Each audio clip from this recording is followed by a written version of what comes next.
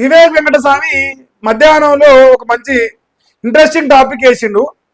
Local అంట కాకరేస్తున్నట, schedule పై stay ఇవ్వలేదని సర్కార్కు election commission లేఖ రాసిందట. పాత పద్ధతిలో ఎన్నికలకు వెళ్ళొచ్చని క్లారిటీ ఇచ్చినట. న్యాయ నిపుణులతో చర్చిస్తున్న కమిషన్ అట. ఇదే అంశంపై 16న రాష్ట్ర కేబినెట్ భేటీ అవుతుందట. ఈ కేబినెట్ భేటీ ఎన్నిసార్లు అయినా విషయం ఏంటంటే, ఇప్పుడు కాంగ్రెస్ పార్టీకి లోకల్ స్థానిక ఎన్నికలు పెట్టాలంటే ధైర్యం లేదు. ఇప్పుడు ఆ రిజర్వేషన్ ఒక్కటే ఒక ధైర్యం ఉండే, ఇది ఒక్కటన్నా ఏమైనా సాధ్యం ఉంటే మనం ఏమైనా బయటపడదాము. ఇప్పుడు ఊర్లలో పోతే వాడు దేక్తలేడు, కాంగ్రెస్ పైన ఒప్పిస్తే కాకరి చూమినట్టున్నారు ముఖం పైన. మరి ఏమని ఓట్లు అడగాలి, ఏం చెప్పి ఓటు అడగాలి, ఏ పథకం వచ్చిందని ఓటు అడగాలి? లేదు, ఇప్పుడు కాంగ్రెస్ పార్టీ గ్యారంటీ కార్డు పట్టుకోమంటే ధైర్యం లేకపోయే, అది బాకీ కార్డు అయిపోయి ఇప్పుడు ఏం చెప్పి ఓటు అడిగే పరిస్థితి లేదు. ఇప్పుడు ఎలక్షన్ కమిషన్ ఏమంటుందంటే, నాయన హైకోర్టు స్టే ఇచ్చింది ఓన్లీ జీవో నెంబర్ 9 పైన మాత్రమే, అంటే 42% రిజర్వేషన్ పైన మాత్రమే స్టే ఇచ్చింది.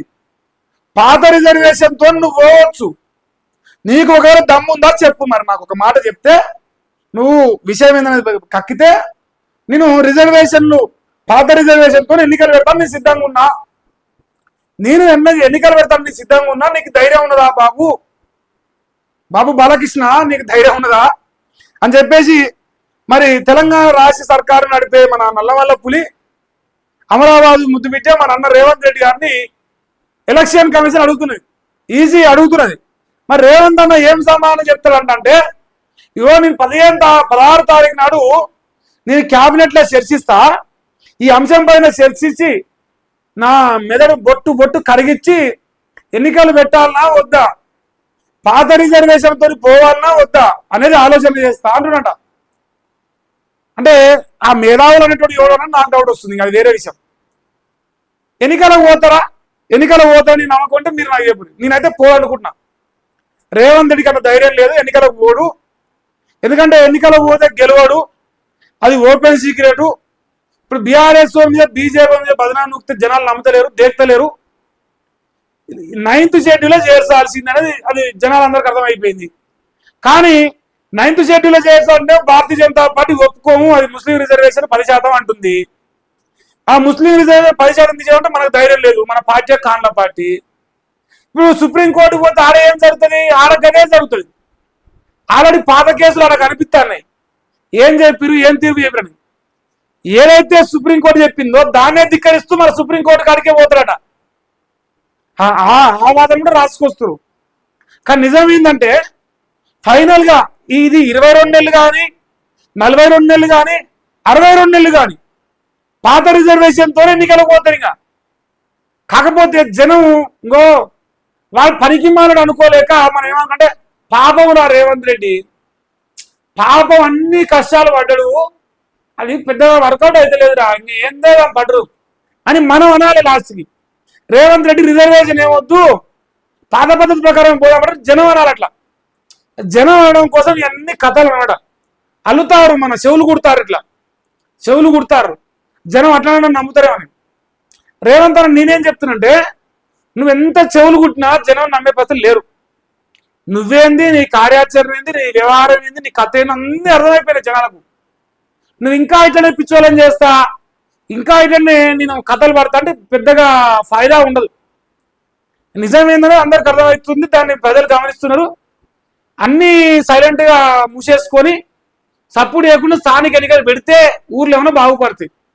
లేదు, ఊర్లు బాగుపడిపోయినా సరే నేను బాగుపడితే చాలు, నా కాంగ్రెస్ పార్టీ బాగుపడితే చాలని నువ్వు మురిస్తే నీకు ఇంకా నీ కర్మ, నేనేం చేయలేను. గ్రామాలు అయితే ఆగమైపోతున్నాయి, డెవలప్మెంట్ శూన్యం. నువ్వు రిజర్వేషన్ తెచ్చేది లేదు, మేము చూసేది లేదు. అది నువ్వు తెచ్చేది లేదు, మేము చూసేది లేదు. సో అందువలన ఇక పాత రిజర్వేషన్ పద్ధతిలో పోవడానికి ఎప్పుడెప్పుడా అని నేను ఎదురు చూస్తున్నా. రేవంత్ అన్న ఆ నిర్ణయం ఎప్పుడు వెలువరుస్తారని. మరి 16 తారీఖు దాకా వెయిట్ చేయమంటారు, 16 దాకా వెయిట్ చేద్దాం. ఇంకొక ఆయన 15 తారీఖు అంటారు. మరి వాళ్ళు ఏం పేపర్లో, మరి ఏం సోపత్తో ఏం కథ, కానీ ఒక్కొక్క తీరుగా రాస్తుంది. అన్ని రేవంత్ రెడ్డి పత్రికలే మళ్ళీ ఒక్కొక్కడు ఒక్కో తీరుగా రాసే ప్రయత్నం చేస్తారు. ఈయన రాసిండు, ఇంకో ఈడ రాసుకొచ్చిండు. పాత విధానంలోనే ఎన్నికలకు ఓకే అని ఇట్లా జనాల్ని నమ్మించి గొంతు కోసే ప్రయత్నం అంట. ఏదన్నా కానీ మనమే చెప్పాలి, లాస్ట్కి మనమే చెప్పాలి. పాత రిజర్వేషన్తోనే ఓ రేవంత్ రెడ్డి నువ్వు మంచోడివి, నీ అంత మంచోడు లేడు, మా బీసీల కోసం పుచ్చినావు నువ్వు కానీ బీఆర్ఎస్ వాడు బీజేపీ వాళ్ళు అన్నలు అని చెప్పేసి మనం నోడుతున్నాలి, ప్రజలు అనాలి. ఈయన ఇదే వార్తని కంటిన్యూ చేశాను. పాత విధానంలో ఎన్నికలకు ఓకే, రిజర్వేషన్లు 50% దాటొద్దు, పెంచాలంటే triple test must. GO number 9 పై స్టే ఉత్తర్వుల్లో హైకోర్టు నిన్న అర్ధరాత్రి ఆర్డర్ కాపీ విడుదల చేసింది. సుప్రీంకోర్టుకు వెళ్లే యోచనలో రాష్ట్ర ప్రభుత్వం ఉన్నది. ఆ పాయింట్ అక్కడ రాలే, మీరు అబ్జర్వ్ చేస్తలేరు, ఆ పాయింట్ అక్కడ రాలే. ఈయన సుప్రీంకోర్టుకు వెళ్లే యోచనలో రాష్ట్ర ప్రభుత్వం ఉన్నది అంటే ఇంకా ఊర్లోకి ఇప్పుడు సర్పంచులు రారుగా, సర్పంచులు ఎంపీటీసీలు జెడ్పీటీసీలు ఇప్పుడు అందరూ రారు. ఎప్పుడు వస్తాను నన్ను అడగకురి, అది ఎప్పుడైనా రావచ్చు. సంవత్సరం పట్టవచ్చు, 2 సంవత్సరాలు పట్టచ్చు, 3 సంవత్సరాలు పట్టచ్చు, లేకపోతే రేవంత్ రెడ్డి దిగిపోయినాక కూడా కావచ్చు. ఏది జరిగినా గ్రామాలు మాత్రం గంగలు కలిసిపోయి తథ్యం. గంగలు కలిసిపోయి 5 ఏళ్ళ తర్వాత కొత్త ప్రభుత్వంలో కొత్త సర్పంచులు వచ్చేసరికి ఊర్లు ఇంకేం బతుకుంటారు. ఊర్లో చెట్లు మన అంటారుగా సర్కారు చెట్లు ఇంతలోటు మొలవాలి, ఊర్లు నాశనం అయిపోవాలి. ఇక తర్వాత కొత్త సర్పంచులు వచ్చి డెవలప్ చేయాలి. అప్పటిదాకా ఇది ప్రాసెస్, లాంగ్ పీరియడ్ ప్రాసెస్ అనమాట. ఇంక అయితేనే ఉంటుంది, ఇది ముందర పడదు.